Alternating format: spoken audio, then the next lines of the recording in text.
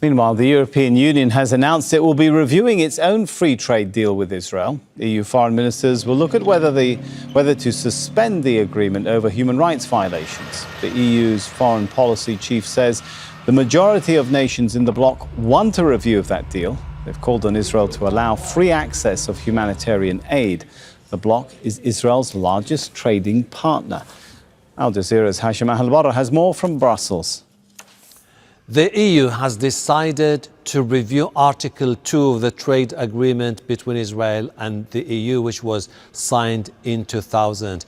This means that if Israel was to be found breaching human rights obligations with the EU, it will face sanctions. But for the time being, the EU is just trying to further put more pressure on Israel, hoping that Tel Aviv will one day allow more aid into the Strip. Let's listen to what Kaya Kallas, the EU's High Representative for Foreign Affairs, had to say. Pressure is necessary to change the situation. It is clear from today's discussion that there is a strong majority in favor of review of Article 2 of our association agreement with Israel. So we will launch this exercise, and in the meantime, it is up to Israel to unblock the humanitarian aid. Saving lives must be our top priority.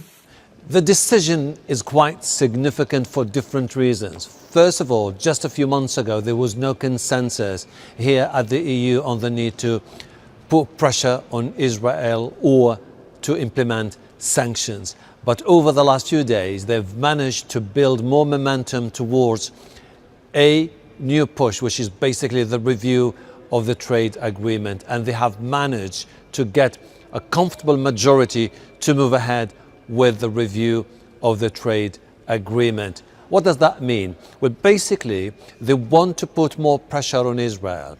And if in the future there's no progress, they feel that the Israelis are weaponizing aid to continue their carnage and relentless bombardment, then the EU will convene once again and decide their next step, which could be imposing sanctions. Although this is going to be an extremely delicate task, because you still have key players such as Germany saying the sanctions are off table, but people feel that there is new consensus building towards taking stronger action against Israel. Otherwise, the EU will be blamed for betraying the Palestinian people and the people in Gaza who face daily bombardment and who face an uncertain future.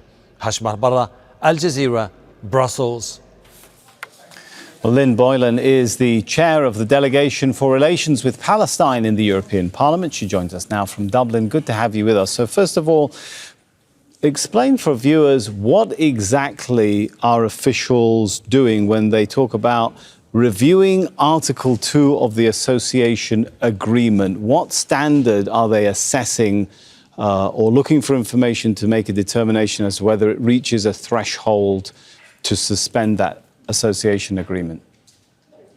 Well, what I would say, and thank you, Sami, for having me on tonight, is that they're not doing anywhere near enough, and they're not showing the level of urgency that's required. I think anybody who has a phone in their pocket knows that Israel are breaching Article 2 of the EU-Israel Association Agreement, because Article 2 requires Israel to uphold human rights, and they are clearly not upholding human rights. Ireland and Spain called for this review over a year ago. Nothing happened. We're now in a situation where we have anywhere between 50,000 and 100,000 people are dead in Gaza. We have, the head of UN coming out and saying that 14,000 infants are at imminent risk of death in the next 48 hours. And now the EU is talking about a review. So it's very frustrating for all of us who are watching this.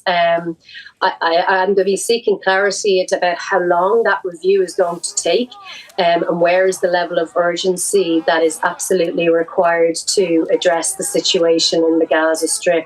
We need aid to get in there immediately, and adequate amounts of aid, not the trickle feed we've seen in the last 24 hours. But we also need a ceasefire. We need the bombardment to stop, and the EU needs to take firm action with Israel, because it's gone beyond the time frame of having just some sort of tokenistic review. The EU-Israel Association Council met in February. The genocide was happening then, and they were talking about broadening the relationship and strengthening the relationship. Right. So I would say not doing nearly enough. All right. You raised a good point of the timeline, and we don't know exactly how long it's going to take. But even assuming if they reach at the end of this process and make a finding that Israel has been committing grave violations of human rights, what would that require them to suspend? Arms supplies, trade in general would be disrupted. What's at stake now? Well, I suppose what a lot of us are calling for is a similar level of urgency and action to be taken against Israel that has been taken against Russia. So that means a suspension of all trade with Israel. It means a two-way arms embargo, and it means severe sanctions on the state of Israel. That is what I believe firmly that the public within the EU are calling for when they're taking to the streets in their hundreds and thousands. Unfortunately, the politicians seem to be very reluctant to hear that message. And instead of listening to the public, they're trying to shut down any sort of, protests, particularly in countries like Germany, where, they're really trying to impinge on people's fundamental rights to protest against the actions of their government. So, as I said, we need to have the same standard of human rights and international law applied here if the EU is to have any credibility on the world stage. Would it have an impact on diplomatic contacts? We know that the Prime Minister of Israel is he's a person who is wanted by the ICC on arrest warrants over allegations of war crimes. Would that be a game changer in the European willingness to interact and deal with him?